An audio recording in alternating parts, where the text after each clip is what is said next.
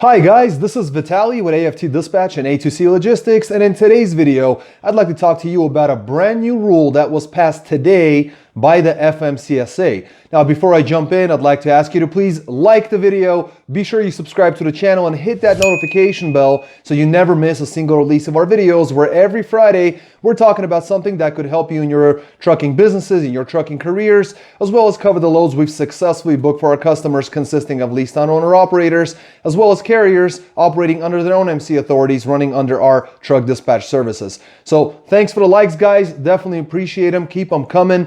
And what I was talking about is today, Thursday, December 17th, 2020, the FMCSA has passed a final ruling basically to make it easier for new CDL truck drivers to obtain their commercial licenses, their commercial, their CDLs, right? Now, this was actually based on a June 2019 proposal, and now in December, towards the end of the year, it has finally passed. There were some concerns about fraud, so I'd like to, hear your concerns, and what your thoughts are about that. But there were some concerns about CDL fraud. As you may know, there were some issues in the past about folks just kind of getting their CDL through all sorts of fictitious schools and some bad actors out there, we'll call them that. And just so you understand, the old rule, what's really changing between the old and the new rule, the old rule prohibited the instructor from being basically the same individual who would perform the instruction to teach the theory, if you will, as well as perform the skills test.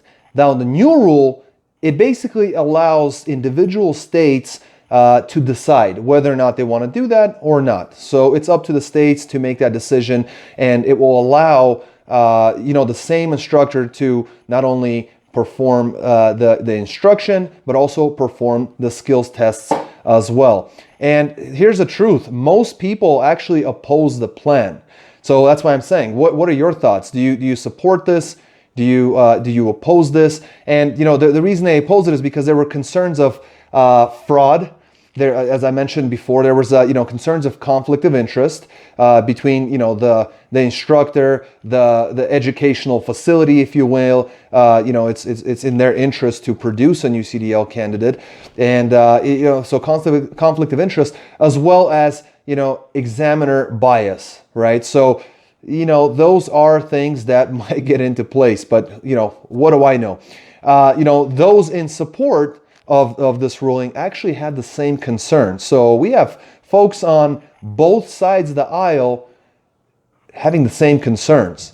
So again, weigh in the comment section below what your thoughts are. Do you oppose it? Do you support it? What are your concerns, if any? Do you think everything will just be fine? What are your thoughts? Now, I thought this was interesting. The FMCSA said that lifting the restriction that was with the old rule will not diminish highway safety, and that basically processes are in place in order to maintain integrity and identify irregularities in the testing procedure, if you will. So all in all, this will go into effect 60 days after it hits the Federal Register. So today, December 17th, 2020, the rule has passed, and it will take 60 days. So we'll see it, in the first early part of 2021 when this will go into effect. But, like I said, I really would love to hear, from those of you guys who are already truck drivers. And I know that a lot of folks that watch our channel are actually students, or they're considering going to CDL school. Those guys might have a different opinion. But what are your thoughts, guys? Whether you're on one side of the aisle or the other, I'd love to hear your thoughts. I mean, please leave a comment. Let me know. What do you guys feel? Is this going to be a problem? Is this going to, affect safety on the roads? What kind of effect do you think it will have? So anyway, would love to hear from you guys. If you haven't liked the video, please hit that like button. And I'm going to switch over to camera. We're going to look over the loads that we've booked for our customers. And it was another really good week, but we are seeing the market starting to slow down. And we'll talk about it in the next portion. So hang on. Welcome back, guys. Let's take a look at some of these loads. Now, before I begin, I do want to mention I ended the last segment by saying that rates have begun to slip up, and that much is true. It just remains to be seen whether or not this will be a passing fancy or a long-term trend. Now, in the winter months, we generally do see lower freight rates, and you drive a little bit slower with winter conditions. And with winter conditions, we actually made a really nice video here that you can click the card up there. I definitely recommend you watch it, whether you've been driving trucks for a day or a week, or you're an ace who's been driving for 20 or 30 years. It's going to help you. It's going to give you a lot of good tips and some stuff that you may have forgotten over the years. So definitely watch that and be safe out there. Now, those of you guys who aren't comfortable with driving in the snow and ice, I do understand that. We have drivers from all walks of life. We have folks born and raised in the South and the Southeast who've never seen snow in their life, and they'd like to keep it that way. Again, completely understood. Just make sure you communicate that with your dispatcher so that they're aware. They can switch gears and kind of readjust and get you the types of loads you'll be more comfortable with.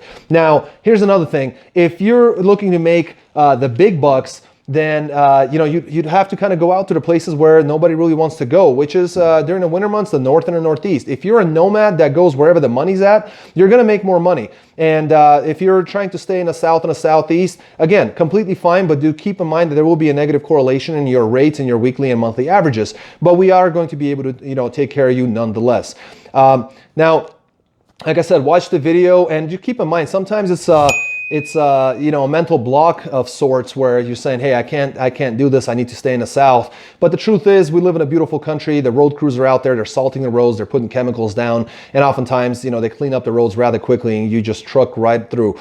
And but better be safe than sorry. So if you do find yourself in a really hairy situation, then pull over. No load is worth your life. Find the nearest safe haven, park, and kind of weather the storm, if you will. And let's look at some of the loads. You'll see the rates have been fantastic, and even with this decline, and we have some freight coming out of Waterloo, Iowa, going to Laredo. This was a load going to Mexico, actually, and so there was a customs stop, an inspection of the freight. It was 40,000 pounds of pork. They're running at negative 10 degrees, going to Laredo, Texas. 1,235 miles booked at $3,300. And that's $267 a mile. Then right out of Laredo, they ended up taking a load to University Park, Illinois, a great market, 42,000 pound loads of frozen veggies running at negative 10 continuous, 1,339 miles booked at $3,400, which got him $254 a mile. Now, what was really great, this driver only ran Friday to Friday, but only took these two runs. And they ended up losing 2 days with their first load at the delivery site, unfortunately. But it still ended up grossing $6,700 on these two loads, ran 2,574 miles at an average of $260 per mile, and only had a total of, get this, 7 miles at deadhead, and was back on the weekend for a reload in a really good market, which is Illinois. Next, we have another reefer coming out of Laredo, different driver, same area, doing a one-pick, two-dropper to Orlando, Florida and Lakeland, Florida. This was a 28,000 pound load of chilled guacamole, 1,334 miles booked at $41.85, and that ended up getting them $314 per mile, 28,000 pounds. Freight. And then they took a load out of Ruskin, Florida, going to Nashville, Tennessee. 43,000 pound load of chilled product at 50 degrees. 726 miles booked at $1,000, which got them $1.38. But then they really recouped the difference. And sometimes you have to take cheaper freight to get into a good market. Just as a reminder for you guys, took a load out of Robarts, Kentucky, going to Tip City, Ohio. And this was a 36,000 pound load of fresh chicken. 307 miles booked at $1,500, which got them $489 per mile. Then they took a load at Hamilton, Ohio, going to Cedar Falls, Iowa. This was a 35,000 pound load of frozen meats at negative 10 on the reefer. 559 miles booked at $1,700, which got them $304 per mile. All in all, these guys ran Friday to Friday, ended up grossing $8,385, ran 2,926 miles at an average of $287 per loaded mile and $265 with deadhead included. They only had 234 miles at deadhead. And definitely a very good week for a reefer with a downtrending market, since about a week ago. So excellent money, excellent mileage, excellent job. Next, we have a dry van coming out of Fishers, Indiana, going to Far West, Utah. This was a very light load at 18,000 pounds. In fact, this driver asked for the loads to be as light as possible and to be under 30,000 pounds or less. And this load was 18,000 pounds of home appliances, 1,522 miles booked at $3,800, which got him $250 a mile. Then they took a load out of Clearfield, Utah, going to Phoenix, Arizona. This was a 22,000 pound load of cardboard, 690 miles, booked at $1,600, which got them $232 per mile. And then they took a load out of Lake Havasu City, Arizona, going to Plainview, Texas. This was a 12,000 pound load of retail goods, 838 miles, booked at $2,500, which got them $298 per mile. So they ran Friday to Friday, ended up grossing $7,900 at $259 per mile loaded and $242 per mile in total. They ran 3,050 miles. So these guys in a dry van ended up making almost $8,000 in a week. Ended up putting on a good amount of miles and got a very good average. Then we have some reefer freight coming out of Vandalia, Ohio, going to Menominee, Wisconsin. That's a food load at 42,000 pounds, 636 miles, booked at $1,500, which got them $236 a mile. Then a load out of Harris, Iowa. This was one pig, three dropper of 40,000 pounds of eggs, going to Merrillville, Indiana, South Bend, Indiana, and a final in Louisville, Kentucky. This was 881 miles, booked at $3,700, which got them $420 per mile. Then they took a load out of Evansville, Indiana, going to Latham, New York, which got them 936 miles on chicken breast load, 41,000 pounds. Booked at $4,200, which got them $449 per mile. And all in all, they ended up grossing $9,400 in a week at an average of $383 per mile, running to 2,453 miles. Really, really good average and really good gross for this reefer. Good miles, great money, almost $10,000 in this reefer. Excellent job. Next, we have a dry van coming out of Comanche, Iowa, going to Totowa, New Jersey. 43,000 pound load of auto parts, 921 miles. Booked at $3,464, which got him $376 per mile. A load out of Plainfield, New Jersey, going to Conklin, New York. 38,000 pound load of non-hazmat chemicals, 163 mile short little run at $1,000, which got him $613 per mile. Then a load out of Mount, looks like Pocono, Pennsylvania, going to St. Louis Park, Minnesota. 34,000 pounds of auto parts again, 1,141 miles, booked at $2,200, which got them $1.93 a mile. And then out of St. Paul, Minnesota, they took a load to Cordova, Illinois, an excellent market. Finished up the week, 41,000 pound load of office supplies. 342 miles short run at $1,100, which got them $322 a mile. These guys ran for a week, gross $7,764, an average of $305 per mile in a dry van. They ran Midwest to East Coast and then back again, ending up the week in an excellent area in Illinois. So they're going to have an excellent next week. Then we have a dry van coming out of Aurora, Colorado, going to Billings, Montana. 35,000 pound load of freight of all kinds, 559 miles, booked at $3,000, which got them $537 per mile coming out of Aurora. Then out of Three Forks, Montana, we got them out at an excellent rate again, going to Sioux Falls, South Dakota. 44,000 pound load of flow tack in totes. Not sure exactly what that is, but there's 44,000 pounds of it. 32 miles. Booked at $2,480, which got them $298 per mile. These guys ran for only 4 days, grossed $5,480 with an average of $394 per mile loaded. They ended up losing about 2 days on a delivery, and the truck ended up breaking down, unfortunately, but they ended up still making $5,480 in 4 days. Ran 1,391 miles at an average of $394 per mile. It's definitely the best average of the week for a dry van. Excellent job to the dispatcher as well as the drivers on this one. Finally, we got some more dry vans coming out of Hagerstown, Maryland. These guys decided to do some short runs. Hagerstown, Maryland, going to Green Island, New York. This was a 372 miles, very light load, 4,500 pound load of food. Booked at $1,200, which got them $323 per mile. Then Greenwich, New York, going to Floyd, Virginia. This was 11,000 pound load of filtration media, 661 miles, booked at $1,500, which got them $227 a mile.